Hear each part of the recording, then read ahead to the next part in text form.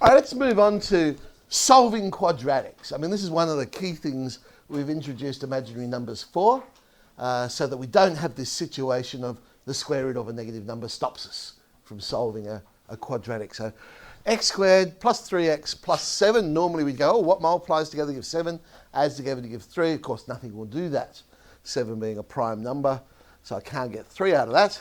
So I'd go to my quadratic formula, and then we've got this problem, square root of negative 19, which now is no longer a problem because I just simplify the surd.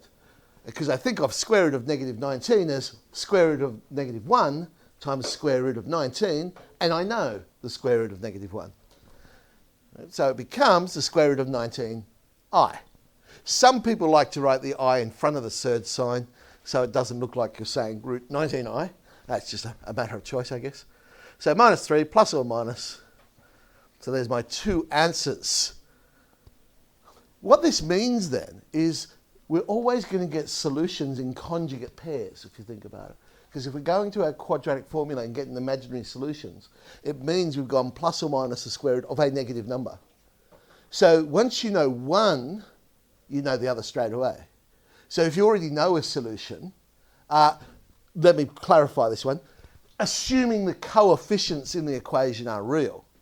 If you have imaginary ones, well, that changes the whole issue.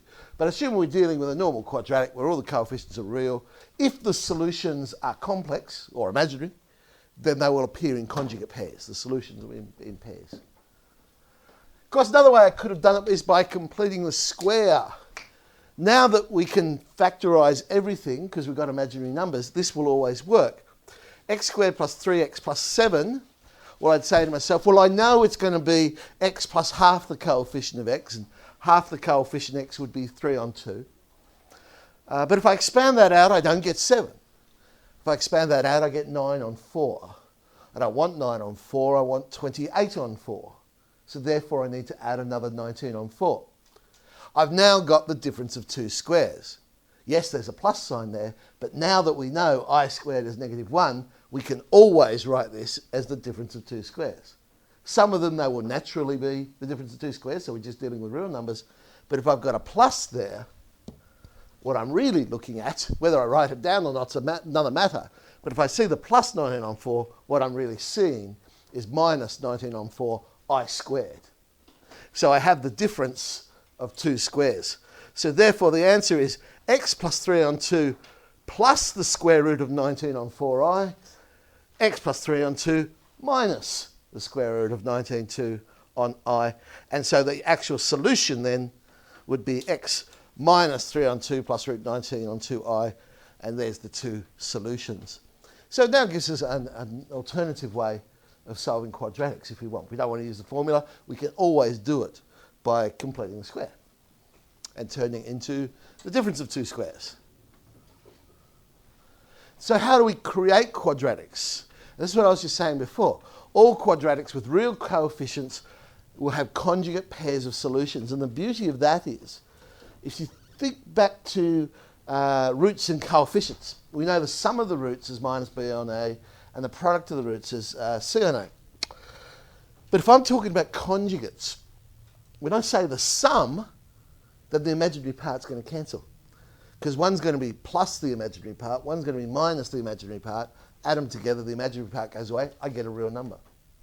And when I'm talking about the product of two conjugates, again, that will turn into the sum of two squares, which again will come up with a real number.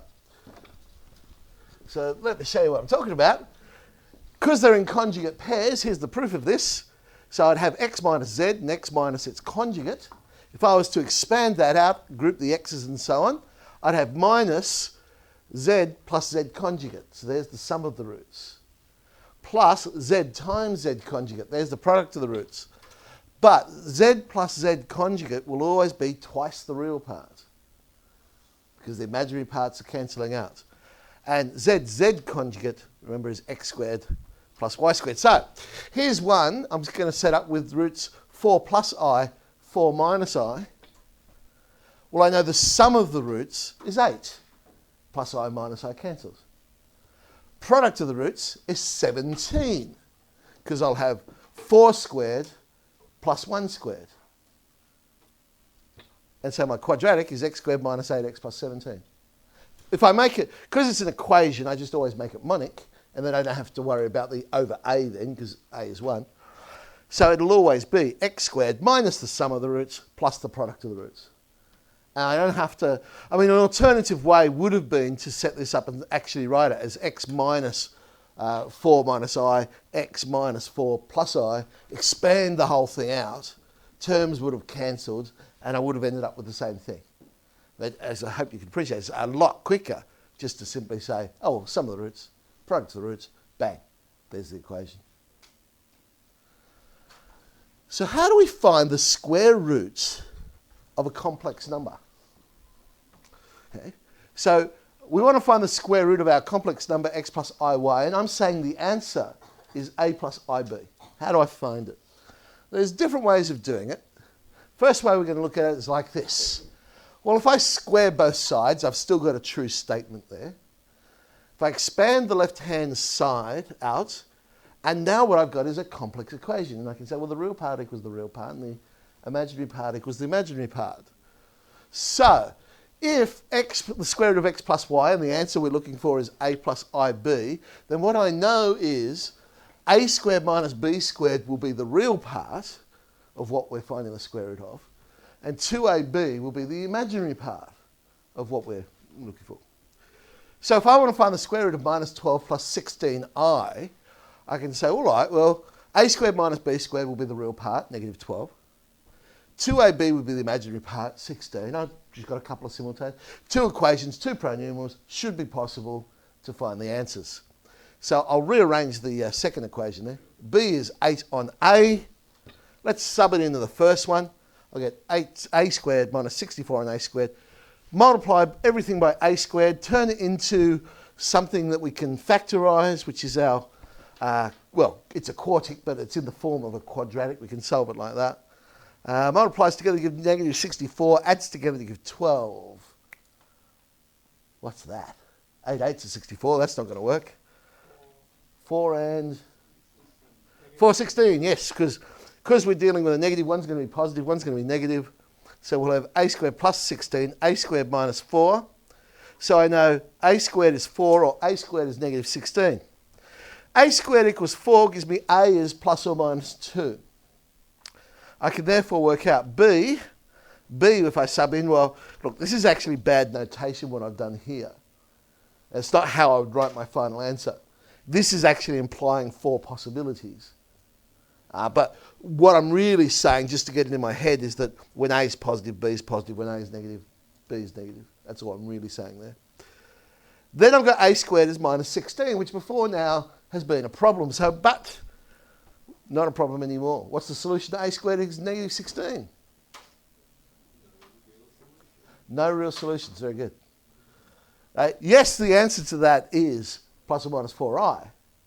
But remember, A and B are the real and the imaginary parts. And even the imaginary part is real. Okay? So I'm looking for real solutions here. So there's no real solutions. So therefore, now, here's the other interesting thing about complex numbers. Normally if I said the square root of what is the square root of 4? You'd say the answer is 2. Right? You wouldn't say plus or minus 2.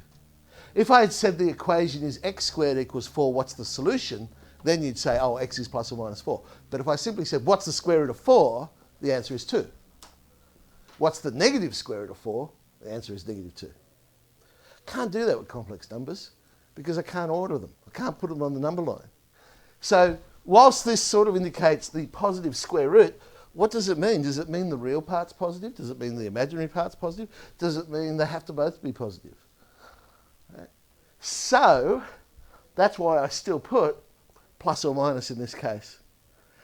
Some books will define the positive square root to be where the real part is positive. It's not a consistent definition. Okay? So I say plus or minus. Sometimes the question will dictate what you take. Okay? But unless they tell me otherwise, I'm not confident enough to say it's just one of those things.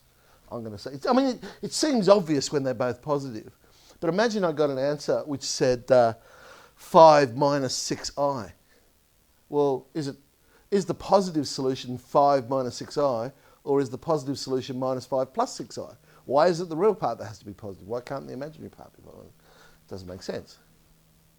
So just watch out for that. And I think the Patel, I think, takes the positive part for the positive square root. Not sure what our new little pretend Cambridge book does. Okay. All right. Here's another one. We could also do this. So same problem. We want to find the square root of x plus iy. We're saying the answer is a plus ib. And from what we just saw, we know a squared minus b squared is x and 2ab is y. That's what we just saw. But that's going to consistently happen every single time. A little bit of magic. I can turn that into this expression here. X squared plus y squared, therefore, is a squared minus b squared all squared. And y squared would become 4a squared b squared. But look what happens when you expand this out.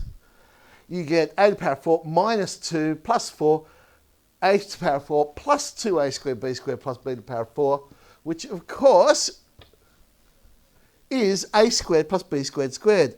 So another way of doing it, what's the significance of that? Because remember, what's x squared plus y squared?